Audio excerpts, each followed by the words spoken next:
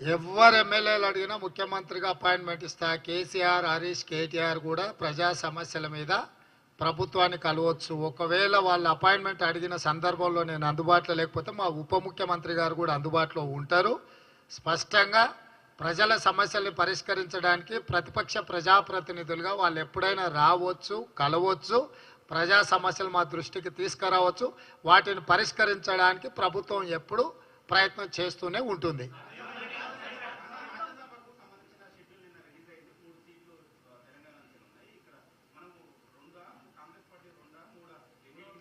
ఇప్పుడే ఏకగ్రీవ తీర్మానం చేసి అధిష్టానానికి అప్పచెప్పినాము.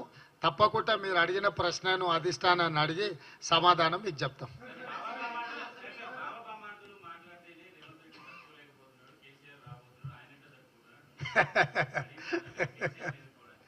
మొన్నటి ఎన్నికలలోనే బొక్కలు ఇరగొట్టి బోర్లు పడేసారు ప్రజలు. ఎవరు? ఆయననే కదా వేసింది. ఇంకా వీళ్ళేది చెప్పేది. కాబట్టి ప్రజలు ఈడ హరీష్, కేసీఆర్ లేకపోతే కేటీఆర్ కాదు, లేకపోతే వాళ్ళ మీద నేను కాదు, తెలంగాణ ప్రజలు, తెలంగాణ యువకులు సిద్ధంగా ఉన్నారు ఎప్పుడొచ్చినా కూడా బోన్లు వేయడానికి. కాబట్టి వాళ్ళంతటా వాళ్ళు డబ్బా కొట్టుకోవడం తప్ప ప్రజల దగ్గర ఏముందా? కామారెడ్డిలోనే చిత్తుకోడిపోయాడు కేసీఆర్. ఏది కేసీఆర్ మాట్లాడేది ఏంది, నేను వినేది ఏంది? పిల్లి శాపనార్థాలకు ఉట్టి తెగిపడుతుందా? పిల్లులు శాపనార్థం పెడుతూనే ఉంటాయి. ఉట్టి మీద పాలు ఉంటే తాగడానికి అందుబాటులో లేకపోతే పిల్లి కింద కూర్చొని శాపనార్థాలు పెడుతుంటుంది. ఏమున్నాయి వాళ్ళ గురించి మాట్లాడుకోనికే?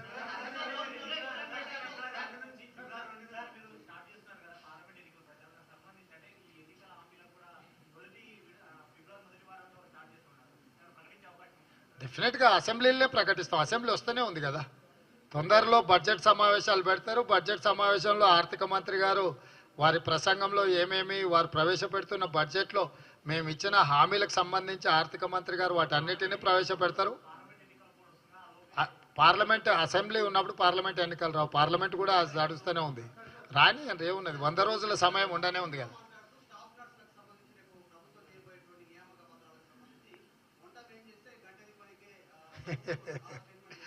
ఈ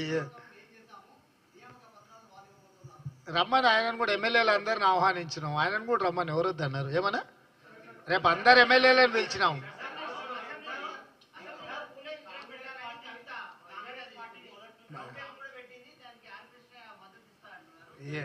వాళ్ళు వార్ రూమ్ పెడతామన్నారు గతంలో. గట్లనే ఉంటుంది ఇది కూడా వాళ్ళ సమావేశాలు.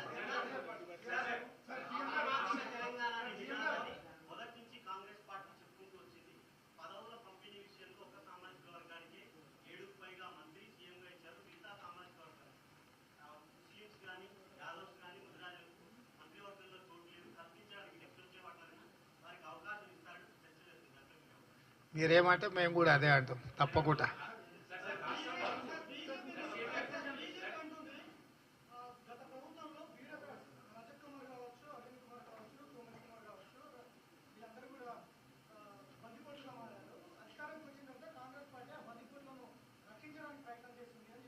ఎవరంటారు?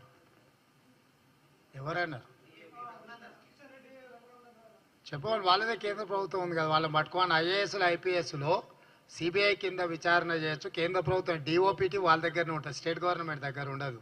కిషన్ రెడ్డి గారిని వాళ్ళ మిత్ర బృందాన్ని బందిపోటు దొంగల్ని పట్టుకొని శిక్షించమని చెప్పారు. మేము స్వాగతిస్తున్నాం.